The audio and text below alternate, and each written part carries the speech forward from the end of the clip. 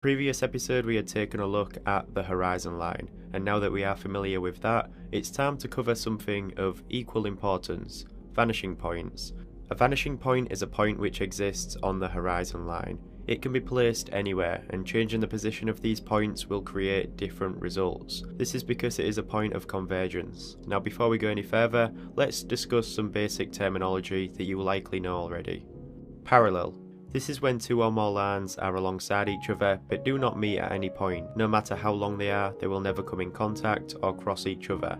Perpendicular. These are lines which meet at right angles. Diagonal. A diagonal is a line which connects two vertices when they are not on the same edge. The term is also commonly used to describe any line that has a slant. Okay, so going back to what we was previously discussing, a vanishing point is a point of convergence in which the receding parallel lines diminish. This is what gives our drawing that three-dimensional appearance. It is also evident in real life. A good example is to stand in the middle of a straight road and notice how the sides of the road seem to head to one point on the horizon. The centre line of the road would go straight forward to that point, and the lines at either side will angle towards it. That point of intersection is the vanishing point. Everything is diminishing as it converges further into the distance. This is the effect that you are generating when drawing. You need vanishing points to be able to accurately place what you are drawing in a realistic space. Without it, everything would appear flat. There would be also no way to gain a sense of scale and distance. We are able to add multiple vanishing points in order to create different drawings, and as you probably guessed, the more vanishing points, the more complex it can be.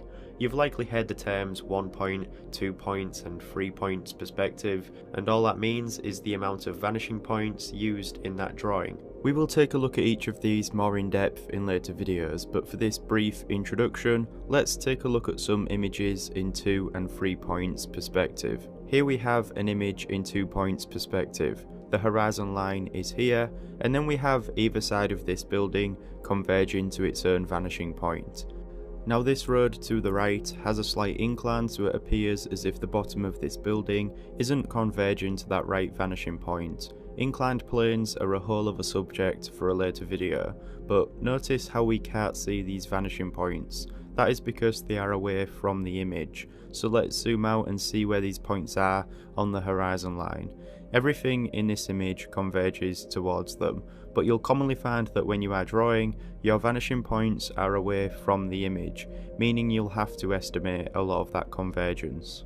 So next up we have an image in 3 points perspective. This is taken from the ground looking up at some buildings. There are 2 vanishing points placed apart on the horizon line, similar to 2 points perspective.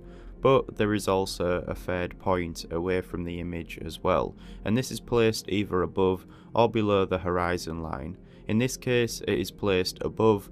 As the buildings rise up, they are directed towards that point, and so as always they start to reduce in scale. They are all converging towards this third vanishing point, and I know this might be confusing because I said that all of the vanishing points are on the horizon line, but don't worry, we will cover that in a later video.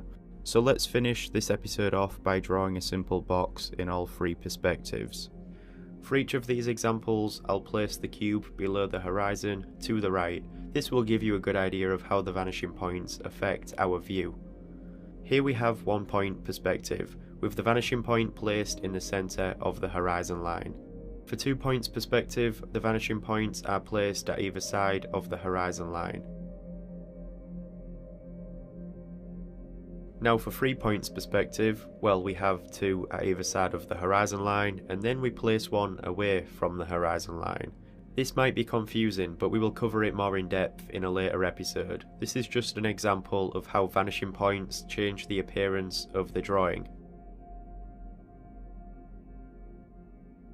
There is a lot to get into, and we will take it one step at a time throughout this series.